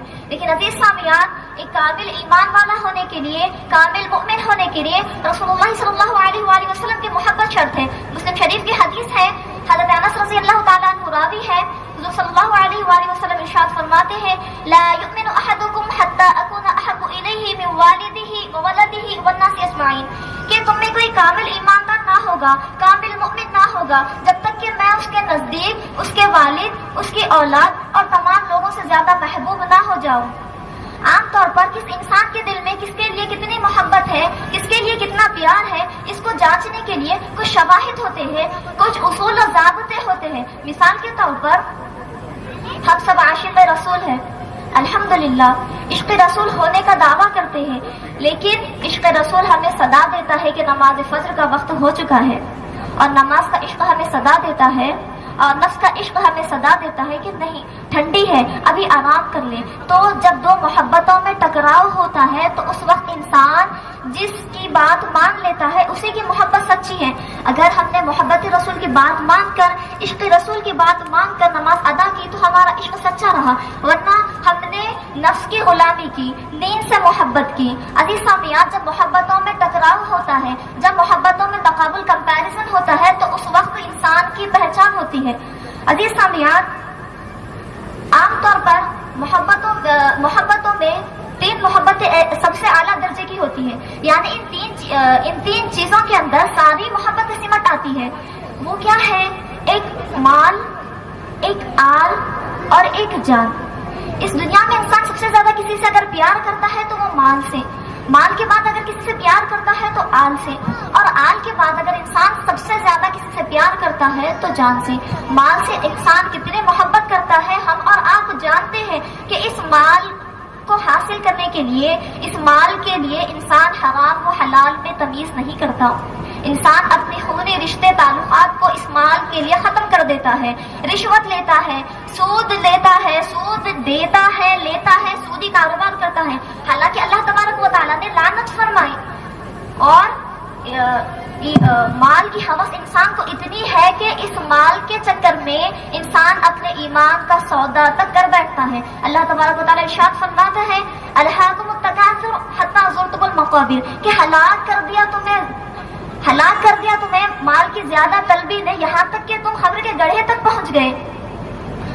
اب دیکھیے عزیز سامعین، اس مال سے زیادہ پیار انسان اولاد سے کرتا ہے. خون پسینہ ایک کر کے، دن رات ایک کر کے مال کمایا، مالدار ہو گیا، لیکن فرض کریے کہ اس کے بیٹے کا ایکسیڈنٹ ہو گیا یا کسی ایسے مرض میں مبتلا ہو گیا کہ ڈاکٹر نے جواب دے دیا کہ اس کے بچنے کے کوئی چانسز نہیں ہے، تو اس وقت انسان کہتا ہے کہ میری ساری کمائی لے لو لیکن میرے بچے کو بچا دو. ثابت ہوا کہ مال سے زیادہ پیار انسان آل سے کرتا ہے. اب جب ہم آل اور جان میں تقابل کریں، مثال کے طور پر کوئی عورت حاملہ ہے، کوئی ایک ایسی سچویشن آ گئی، کوئی ایسا مسئلہ آ گیا کہ طبیب نے یہ کہا کہ یا تو بچہ بچے گا یا تو ماں بچے گی، یا تو بچہ بچے گا یا ماں بچے گی، ماں کو بچانا ہے یا پھر بچے کو بچانا ہے، تو ہم اس وقت ماں کو بچاتے ہیں. تو ہم نے جان بچائی، آل نہیں بچائی. تو عزیز سامعین، سب سے پہلے مال، اس کے بعد آل اور اس کے بعد جان. ایمان اس کو کہتے ہیں کہ اس جان سے بڑھ کر سب سے زیادہ سرکار دو عالم صلی اللہ علیہ وآلہ وسلم سے جب تک ہم محبت نہیں کریں گے، عشق نہیں کریں گے، ہمارا ایمان مکمل نہیں ہوگا. سرکار دو عالم صلی اللہ علیہ وآلہ وسلم سے محبت کرنا شرعی ضرورت تو ہے ہی، ہماری عقلی ضرورت بھی ہے، ہمارے شعور کی ضرورت بھی ہے. ہم اپنے ماں باپ سے، والدین سے پیار کرتے ہیں. کیوں پیار کرتے ہیں؟ کیونکہ انہوں نے ہمیں پیدا کیا، انہوں نے ہماری پرورش کی، ان کے ہم پر بہت سارے احسانات ہیں. والدین اولاد سے پیار کرتے ہیں، ہم اپنے بھائی بہنوں سے پیار کرتے ہیں. کیوں پیار کرتے ہیں؟ اخلاص کی بنیاد پر ان سے پیار کرتے ہیں. یہ رشتہ قریبی رشتہ ہے کیونکہ یہ ہمارے غیر نہیں، ہمارے اپنے ہیں. لیکن ان سب اپنوں میں بھی سرکار دو عالم صلی اللہ علیہ وآلہ وسلم سب سے بڑھ کر ہمارے اپنے ہیں.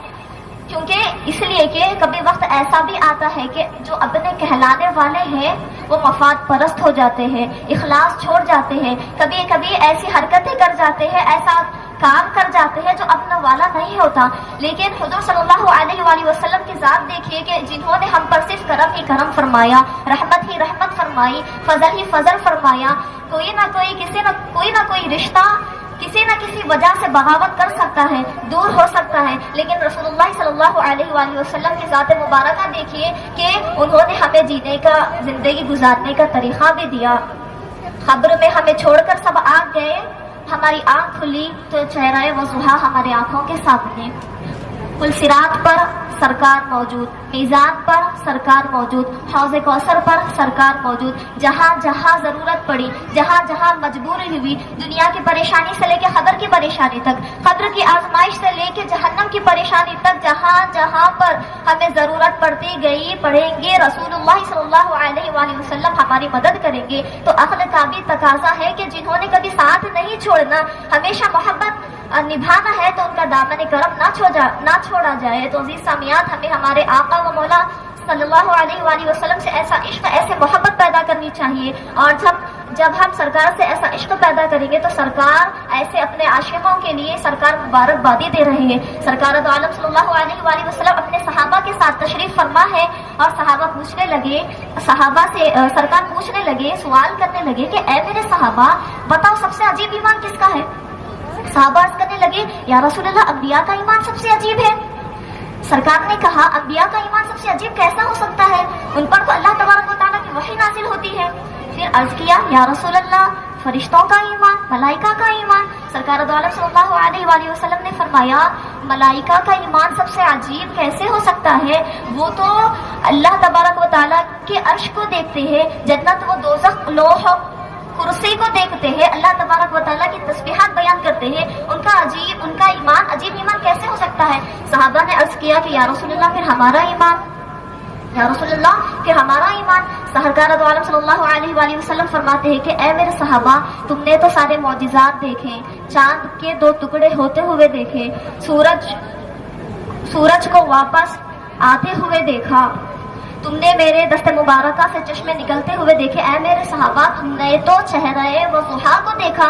तो फिर सहाबा अर्ज़ करने लगे कि या रसूलल्लाह, अब अल्लाह और अल्लाह का हबीब जानता है। कुर्बान जाए प्यारे आका सल्लल्लाहु अलैहि वसल्लम पर। सरकार दो आलम सल्लल्लाहु अलैहि वसल्लम इरशाद फरमाते हैं कि ऐ मेरे सहाबा, मेरे नजदीक, मुझ मोहम्मद के नजदीक सबसे अजीब, सबसे आजब, सबसे अनोखा, सबसे निराला ईमान मेरे उन उम्मतियों का है, मेरे उन उम्मतियों का होगा जिन्होंने मुझे देखा भी नहीं, सिर्फ सुन रखा है कि कोई था 1450 साल पहले मेरे दीदार की खातिर अपनी जान, माल सब कुछ पर कुर्बान करने के लिए तैयार है। सरकार दो आलम सल्लल्लाहु अलैहि वसल्लम फरमाते हैं कि मुबारक होंगे जिन्होंने मुझे देखा और ईमान लिया है। आगे सरकार दो आलम सल्लल्लाहु अलैहि वसल्लम इरशाद फरमाते हैं, साथ साथ मुबारक हो जिन्होंने मुझे देखा भी नहीं और ईमान ले आए। अजीज सामियान, अभी खुतबे के बाद जिस आयत करीमा को पढ़ने का शर्फ हासिल हुआ, इसमें अल्लाह तबारक व तआला इरशाद फरमाता है, ला तमूतुन्ना इल्ला व अंतुम मुस्लिमून, हरगिज ना मरना मगर इस हाल में कि तुम मुसलमान हो। मैंने एक आयत करीमा के कुछ हिस्से को पढ़ने का शर्फ हासिल किया। जब हम इस पूरी आयत मुबारका को देखेंगे तो हजरत इब्राहिम अलैहिस्सलाम, हजरत याकूब, लिहाजा मोहतरमा मुफ्तिया हाफिजा सैयदा फिरदौस फातिमा मोमिनात साहिबा तजहीज़ व तकफीन गुस्ल मैयत का तरीक़ा, कफन पहनाने का अमली तरीक़ा बताने की सआदत हासिल करेंगे। इनका इस्तेक़बाल मैं एक शेर के साथ करना चाहती हूँ।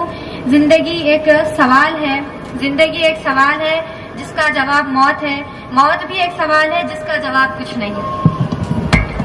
अस्सलामु अलैकुम व रहमतुल्लाहि व बरकातुहू।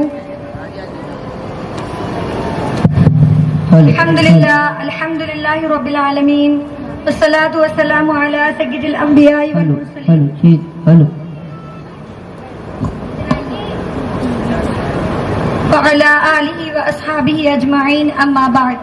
क़ाल अल्लाहु तआला फ़िल क़ुरआनिल मजीद वल फ़ुरक़ानिल हमीद, फ़अऊज़ु बिल्लाहि मिनश शैतानिर रजीम, बिस्मिल्लाहिर रहमानिर रहीम, कुल्लु नफ्सिन ज़ाइक़तुल मौत, सदक़ल्लाहुल अज़ीम व सदक़ रसूलुहुन नबिय्युल करीम व नहनु अला ज़ालिका लमिनश शाहिदीन वश्शाकिरीन वल्हम्दुलिल्लाहि रब्बिल आलमीन। अज़ीज़ सामियात ग्रामी, अभी खुतबे के बाद मैंने जिस आयत रब्बानी की तिलावत का शर्फ हासिल की हूँ, उसका तर्जुमा ये है कि हर नफ्स को मौत का मज़ा चखना है। बिला ताखीर मैं अपना उन्वान पेश करती चलूँ कि मय्यत को गुस्ल देने का तरीक़ा, तजहीज़ व तकफीन कैसी की जाए, वो मेरा उन्वान है। अज़ीज़ सामियात ग्रामी, आज हम जानेंगे किसी भी खातून मय्यत को गुस्ल देने और कफ़न पहनाने का इस्लामी और शरई तरीक़ा कैसा है। سب سے پہلے جب کسی بھی شخص کا انتقال ہو جائے تو ہمیں یہ دعا پڑھنی چاہیے، یا کسی کی موت کا ہمیں اطلاع دی جائے تو ہمیں ہماری زبان سے صرف اور صرف انا للہ و انا الیہ راجعون کہنا چاہیے۔ اس کے بعد ہمیں یہ جاننا بھی یہ ضروری ہے کہ میت کو غسل دینے کے لیے کون کون لوگ زیادہ حقدار ہیں۔ میت کو غسل دینے کے لیے قریبی رشتہ دار زیادہ حقدار، زیادہ مستحق ہے، اور جو دین کا علم سمجھ رکھتے ہو اور جو آداب غسل سے اچھی طرح واقف ہو وہ زیادہ مستحق و حقدار ہوں گے۔ غسل دینے کے لیے واجب ہے کہ مرد مردوں کو اور عورت عورتوں کو غسل دے۔ غسل دیتے وقت صرف وہی لوگ رہے جو غسل دینے میں مدد کرے، اضافی لوگوں کی موجودگی ناپسندیدہ ہے۔ اسی طرح اگر میت میں کوئی عیب یا ناگوار چیز نظر آئے تو پردہ پوشی کرے اور راز رکھنے والے ہو۔ اسی سلسلے میں ایک حدیث مبارکہ میں ہے کہ جس میں نبی کریم صلی اللہ علیہ وسلم نے فرمایا، جس نے کسی میت کو غسل دیا اور اس کی پردہ پوشی کی، اللہ سبحانہ تعالیٰ نے اس کے گناہوں کی پردہ پوشی 40 مرتبہ یا اس سے زائد مرتبہ کرے گا۔ الحمدللہ۔ اس کے بعد ہم دیکھیں گے کہ غسل کے لیے کن چیزوں کی ضرورت ہوتی ہے۔ غسل کے لیے استعمال کیا جانے والا تختہ یا تکیہ۔ طریقہ غسل شروع کروں گی۔ طریقہ غسل میں ہم سب سے پہلے خاتون میت کے جسم پر کوئی بھی زیور وغیرہ ہو تو نکال دیں۔ لہذا بے شک زندگی ایک سوال ہے جس کا کوئی جواب نہیں ہے، موت بھی ایک سوال ہے جس کا جواب کچھ نہیں ہے۔ لہذا میں اس جلسے کے سلسلے کو آگے بڑھانے کے لیے میری ہم جماعت طالبہ ناظرین انجم کو مدعو کرتی ہوں کہ وہ آئیں اور اس جلسے کے سلسلے کو آگے بڑھائیں۔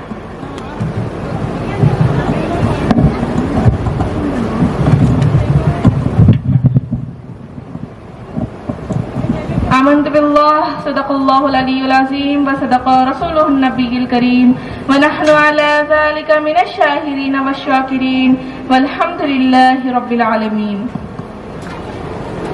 عزیز سامعات، حیدرآباد سے آئے ہوئے مہمان خصوصی اور مدرسہ حاضر کی معلمات اور طالبات اور اس جلسے پر تشریف لائی ہوئی خواتین اسلام، السلام علیکم ورحمۃ اللہ وبرکاتہ۔ عظمت و اصلاح کی محفل سجی ہے دوستوں، عظمت و اصلاح کی محفل سجی ہے دوستوں، جس میں شرکت ہے مبارک اور سعادت دوستوں۔ حاضرین بزم کو ہے باادب میرا پیام، حاضرین بزم کو ہے باادب میرا پیام، سلامتی ہو سلامتی ہو، السلام السلام۔ عزیز سامعات، اب ایک تقریر سنیے مدرسہ حاضر کی معلمہ نوشین سلطانہ باجی صاحبہ سے، جن کی تقریر کا عنوان ہے مسلمان لڑکیاں ارتداد کی شکار کیوں۔ میں نوشین باجی صاحبہ سے ادباً گزارش کرتی ہوں کہ وہ آئے اور اپنے موضوع سخن پر کچھ روشنی ڈالیں۔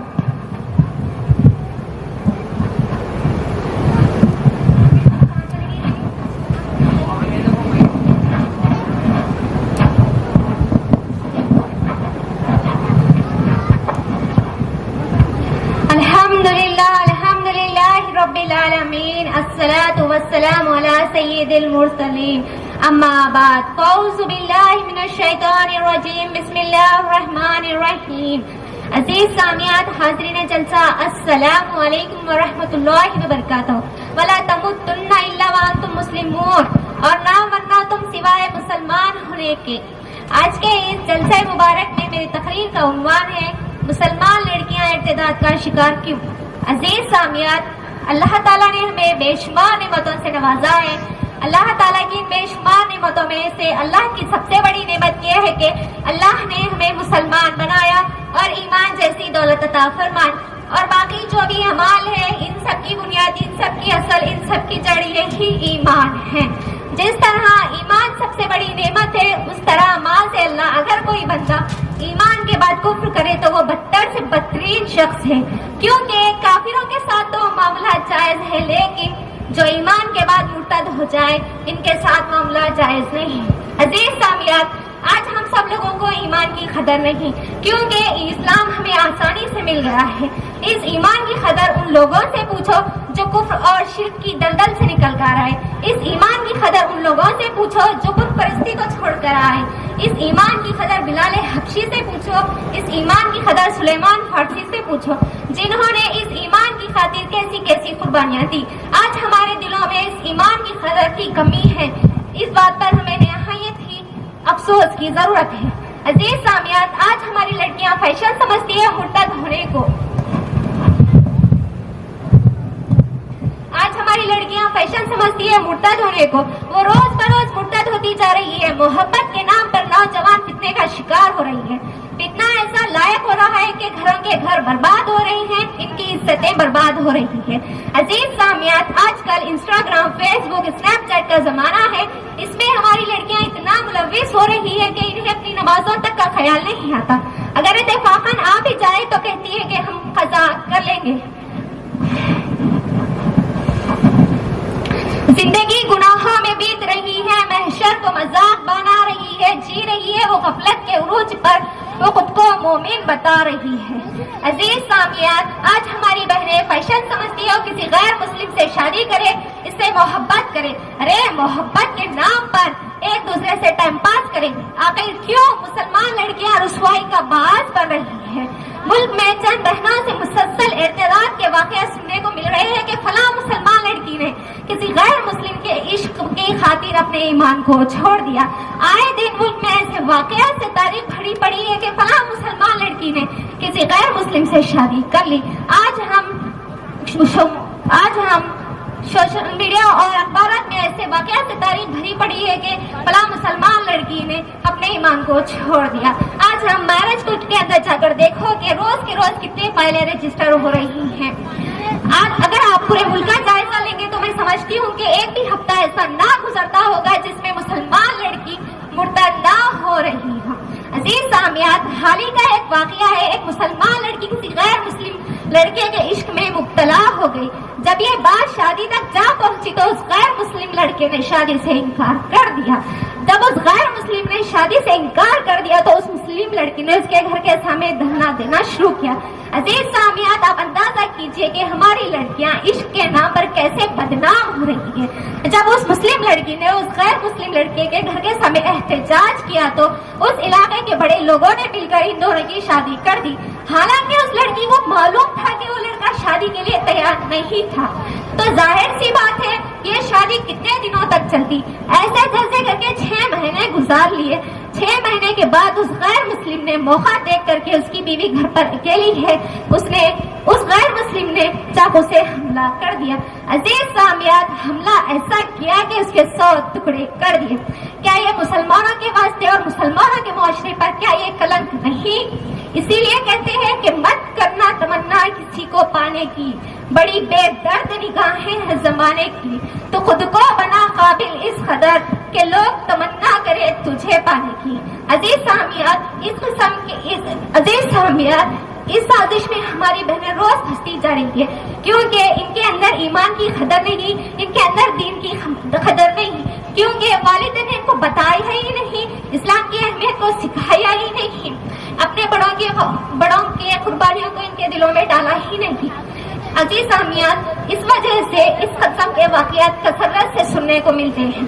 عزیز سامعات، ایک اور وجہ یہ بھی ہے کہ مرتد ہونے کی ایک وجہ یہ بھی ہے کہ ہم نے نکاح کو مشکل بنا دیا، اس وجہ سے بھی لڑکیاں مرتد ہوتی جا رہی ہے، اور جہیز کی وجہ سے بھی لڑکیاں مرتد ہوتی جا رہی ہے۔ آج کل لوگ دوسری سنتوں پر اتنا عمل نہیں کرتے جتنی شدت سے جہیز کی سنت ادا کرتے ہیں۔ پہلے زمانے میں ایک چکی ایک مٹکے پر گزارا لیا جاتا تھا، لیکن آج کی صورتحال یہ ہے کہ کسی کو اے سی چاہیے تو کسی کو واشنگ مشین، کسی کو کار چاہیے تو کسی کو پلاٹ۔ ارے تو تب ہونے لگی، اس سنت کو ادا کرتے کرتے ہوا کی بیٹیوں کے جنازے اٹھنے لگے۔ اسی لیے کسی نے کہا تھا کہ کفن سفید ہوتا ہے، مگر میں نے بہت سی لڑکیوں کو لال رنگ میں دفن دیکھا ہے۔ ستم ظرفی کا حال تو دیکھو، وہ خون کی مہندی لگا رہی ہے، ہمارے گھر کو لگا کر آتشیں وہ اپنی شمع جلا رہی ہیں۔ عزیز سامعات، آپ ہی بتائیے کہ اس حالت میں لڑکیاں مرتد نہ ہو تو کیا کریں؟ آخر کب تک ہمارے معاشرے میں بنتے ہمایوں جان دیتی رہیں گی؟ اب اس قسم کے واقعات کا تسلسل کے ساتھ پیش آنا کیا ہماری آنکھ کھول دینے کے لیے کافی نہیں ہے؟ عزیز سامعین، آخر کب تک ملت کی بیٹیاں اپنا دین و ایمان کا سودا کرتی رہیں گی؟ اس خطرناک صورتحال کا حل تلاش کرنا ضروری ہے. یہ میرا اور آپ کا مسئلہ نہیں ہے، یہ تمام امت مسلمان کا مسئلہ ہے. اس خطرناک صورتحال کا حل یہ ہے کہ والدین اپنے بچوں کو دینی تعلیم سے آراستہ کریں، ان کی دینی تعلیم و تربیت پر پختہ نظم رکھے اور ہمارے دین کی مقدس خواتین کے بارے میں انہیں بتائیں اور لڑکیوں کو شروع سے ہی حجاب کا پابند بنائیں. آخر میں اللہ تعالیٰ سے دعا ہے کہ اللہ تعالیٰ ہمارے معاشرے کو صراط المستقیم پر چلنے اور ہم سب کو فتنہ کے شر سے محفوظ رکھے. آمین. السلام علیکم. ہر گل کے لیے رنگت، رنگت کے لیے پردہ، ہر گل کے لیے رنگت، رنگت کے لیے پردہ، صورت کے لیے سیرت، سیرت کے لیے پردہ. کیا خوب بنایا ہے ستار حقیقی نے، کیا خوب بنایا ہے ستار حقیقی نے، پردے کے لیے عورت، عورت کے لیے پردہ. عزیز سامعین، اب میں ایک اور تقریر کے لیے حافظہ ہینا ناز کو دعوت دیتی ہوں، جو کہ شعبہ عالمیت کی طالبہ ہیں، جن کی تقریر کا عنوان ہے ایمان کی اہمیت اور ارتداد کے قواعد. میں حافظہ ہینا ناز کو اس شعر کے ساتھ دعوت سخن دینے جا رہی ہوں. سونے والوں کو جگا دے تقریر کے آغاز سے، سونے والوں کو جگا دے تقریر کے آغاز سے، خرمین باطل جلا دے شعلہ آواز سے.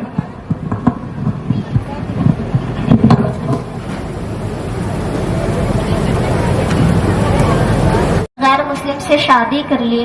عزیز سامعات، اے میرے دینی بہنوں، آپ سمجھیے ایمان کی اہمیت کو. یہ دنیا آرام گاہ نہیں ہے، یہ دنیا قیام گاہ نہیں ہے. ہمارے سے پہلے کئی لوگ آ گئے، کئی لوگ چلے گئے. آج ان کی باری ہے تو کل ہماری باری آنی ہے. یہ دنیا چراگاہ بھی نہیں ہے. عزیز سامعات کرام، یہ دنیا امتحان گاہ ہے اور امتحان اور اللہ تبارک و تعالیٰ ایمان والوں کو ایمان والوں کے لیے اللہ تبارک و تعالیٰ امتحانات رکھتا ہے. اللہ تبارک و تعالیٰ ارشاد فرماتا ہے وَلَنَبْلُوَنَّكُمْ بِشَيْءٍ مِّنَ الْخَوْفِ وَالْجُوعِ وَنَقْصٍ مِّنَ الْأَمْوَالِ وَالْأَنفُسِ وَالثَّمَرَاتِ، کہ ہم ضرور آزمائیں گے. خوف کے ذریعے سے بھی آزمایا جائے گا، بھوک کے ذریعے سے بھی آزمایا جائے گا، نقصان کے ذریعے سے بھی آزمایا جائے گا، مال کے ذریعے سے بھی آزمایا جائے گا، اولاد کے ذریعے سے بھی آزمایا جائے گا. ہر ایک طرح سے آزمایا جائے گا. لیکن جو بندہ کامل ایمان والا ہے، کامل مؤمن ہے، وہ جو اللہ تبارک و تعالیٰ کی راہ میں جو آنے والی مصیبتیں، جو تکلیفیں آتی ہیں، اس پر گھبراتا نہیں، بلکہ استقامت و استقلال کے ساتھ قائم رہتا ہے. عزیز سامعات کرام، لیکن دیکھیے اس ایمان کی قدر نہ ہونے کی وجہ سے کئی مسلم لڑکیاں مرتد ہو رہی ہیں، اپنے دین اسلام کو چھوڑ رہی ہیں. کیوں چھوڑ رہی ہے؟ اس کی وجہ صرف یہ ہے کہ شبہات اور خواہشات کی پیروی میں شبہات و خواہشات کی پیروی میں لڑکیاں جو ہے مرتد ہو رہی ہے، اپنے ایمان کو چھوڑ رہی ہیں. تو عزیز سامعات اکرام، ہمیں بھی دیکھنا چاہیے کہ ہماری خواہشات کیسی ہیں. ہماری خواہشات اس شریعت کے تابع ہے جس کو سرکار عالم صلی اللہ علیہ وآلہ وسلم لے کر آئے. آخر میں اللہ تبارک و تعالیٰ سے دعا کرتی ہوں کہ اے اللہ، زندگی اسلام پر، موت ایمان پر، جیے تو تیرے لیے، مرے تو تیرے دین کے لیے، اور زندگی کی آخری ہچکی تک سرکار مدینہ راحت قلب سینہ صلی اللہ تعالیٰ علیہ وآلہ وسلم کے سچے پکے عاشق و وفادار بنائے. آمین آمین یا رب العالمین. وآخر دعوانا ان الحمدللہ رب العالمین. السلام علیکم ورحمۃ اللہ وبرکاتہ. Thanks for watching NV News. Please like, share, and don't forget to comment. Please subscribe our channel and press bell icon.